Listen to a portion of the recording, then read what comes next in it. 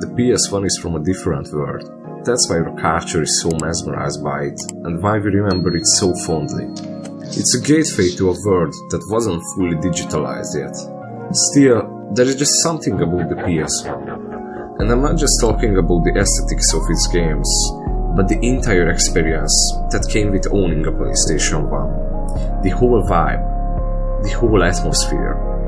The grey design of the console, the tactile buttons that are extinct in modern day consoles, the 90s looking user interface.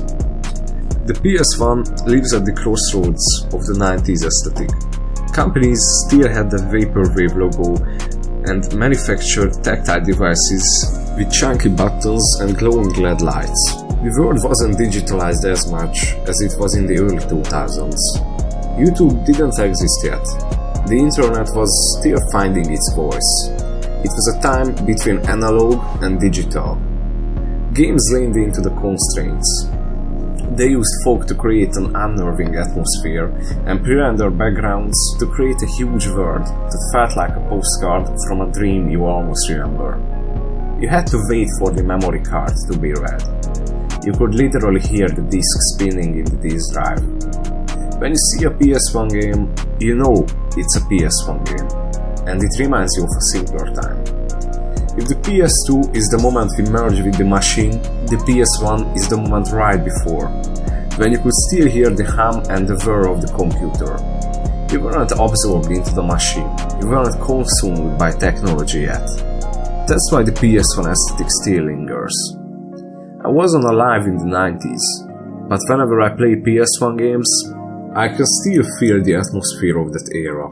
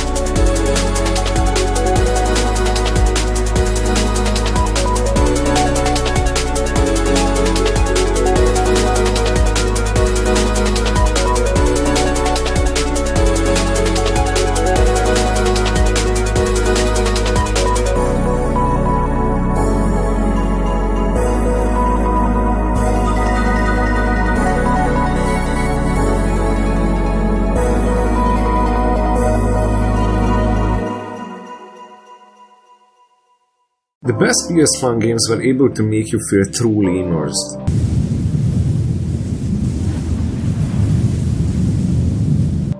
And I'm not talking about photorealistic graphics here. I'm talking about the feeling when you get so lost in a game's world that you stop being lucid in reality. That magical feeling of childlike ignorance that only happens once in a blue moon. If you're watching this video, you definitely know what I'm talking about. For a long time, I kept wondering, why are PS1 games so good at creating this exact feeling more than other consoles? How can Silent Hill, Metal Gear Solid and Final Fantasy VII exist on the same system? What ties together PS1 games other than the graphics? Is it that weird, dreamlike quality? The fact that these games are structured and consistent enough to have a strong sense of place while also being so liminal at the same time? Or is it the surreal, cobbled-together environments with baked-in lighting and pre-rendered backgrounds?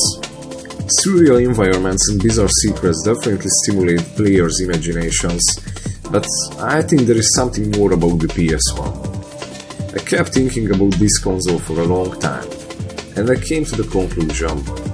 The reason why we love PS1 games is because they are small and compact. What can you do in MGS1? You can choke enemies with the square button, you can go prone with the X button, and you can use items you found on the map. But that's about it.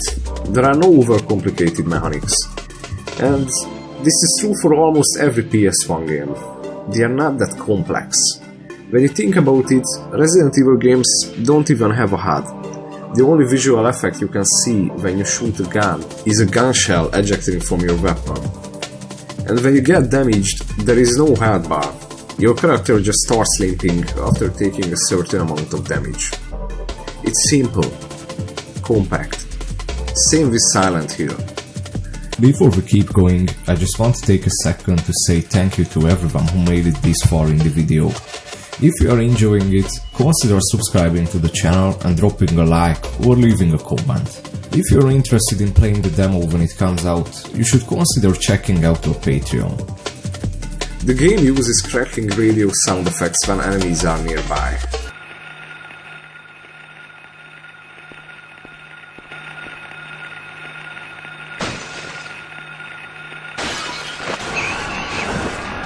A deeply immersive way of using an in-game item as a core gameplay mechanic. The thing that PS1 games all share is that they are tight, they are small. When you think about it, the entirety of Resident Evil 2 takes place in a police station. Gran Turismo had small, believable racetracks. Huge open worlds with meaningless content and checklist-style missions didn't exist yet. There was just Shadow Moses Island, a single military base overtaken by terrorists. No side missions, just the main story. In Final Fantasy VII, what are you capable of? You walk, you talk to people, and you engage in turn-based battles. Combat is in a separate menu system. That's it. There aren't 100 overlapping mechanics. Everything is simple, easy to pick up and play, easily recognizable from just a single screenshot. Now games are overloaded. They have way too many game mechanics, skill trees, and complex UI systems that are hard to get into. But PS1 games take you back to a simpler time when world backgrounds were mostly pre-rendered, when the entire skybox was just one PNG. There wasn't any day and night cycles, just one sky texture. The developers decided would represent the whole world's atmosphere. Low fidelity concealed emotional nuance. Faces couldn't move naturally, eyes couldn't blink, gestures repeated endlessly, NPCs stood in one place, looping their animations like they were stuck in time, repeating the same lines of dialogue forever. What makes this unsettling is that none of this was really intentional. Developers were just limited by technology. Silence, lifelessness, and uncertainty. When something lacks detail, the mind fills in the gaps. Shadows gain depth, empty rooms feel larger. Players became hyper-aware of their isolation. This is why people say they feel like they are being watched in games like Super Mario 64 or Silent Hill. The spaces are quiet and sparse, and the fixed camera angles reinforce the feeling that something is always observing you. Early 3D worlds activate a primal instinct in the human brain, liminality and an overwhelming sense of loneliness. A cold, empty, quiet world, an in-between world. Characters from this era carried the same eerie unease. Faces were stiff, eyes blinking in a strange unnatural way, skin that reflected light awkwardly. Even friendly characters carried the hollow quality. NPCs rarely spoke, and they often repeated their lines without animation or emotional delivery, so players had no choice but to project their own emotions onto them. Emotions the game never gave to them. And that's why PS1 games feel so nostalgic. They display all the signs of life: space, color, movement, but none of the warmth or the randomness that defines real life. Low poly faces, empty rooms, static skies. These games almost replicate reality. They are almost human.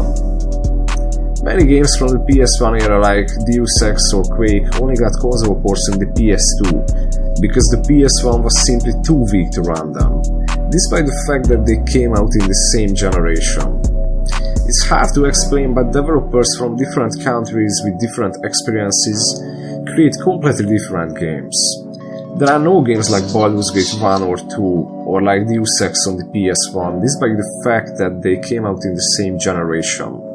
But the reverse is also true. There are no games like Tekken 3 for the PC that came out in the 90s. This is why PS1 had such a unique atmosphere. Now let's break down the core traits of the PS1 aesthetic. PS1 graphics are high fidelity enough to give you a clear idea of what they are supposed to represent, with their pre-rendered textures and baked-in shadows, but just low fidelity enough to still let your imagination take over. The small maps of the games also play a role in this, since you can only see a small part of the world, and you have to imagine what the outside of that frame looks like. Media is only a collection of a couple of pre-rendered backgrounds. When displayed on a modern monitor, look very small, but in the game it manages to feel huge. Yet you can't help but wonder, what is life like in the other sectors? What is life like on the upper plate? Or what was Raccoon City like before the outbreak? You wonder too, what Silent Hill would look like without the fog. Polygon counts were quite low. For example, Leon from Resident Evil 2 was only 407 polygons, while only 7 years later, Resident Evil 4 on the GameCube has Leon at around 10,000 polygons. Even in the 90s, developers were able to create high poly models, but they didn't do it because the consoles were not able to run them in real time. Because of this, developers decided to use pre-rendered CGI cutscenes in many PS1 games. These haven't really aged that well compared to pre-rendered cutscenes from the PS2 or PS3 era, but they do have a certain 90s charm to them, like relics from a different age. You know, when I hear the English word aesthetic, I can't help but immediately think about the PS1 or the PS2. I don't think I'm alone in this. Across the PS1's library, you see a huge variety of experimentation that feels completely lost today. I wasn't alive in the 90s, I was born in 2005, but due to economic reasons, I did play MGS1 when I was around 5 or 6 years old, and because of this, I think I had a similar experience to people born in the 90s, since we both played the same game at the same age, just in a different year. Since then, I have experienced many different console generations, and I can say for sure the PS1 is very unique. It's a console that has the cold and moody Metal Gear Solid, the vibrant rhythmic Parappa the Rapper, and the surreal exploration game LSD Dream Emulator.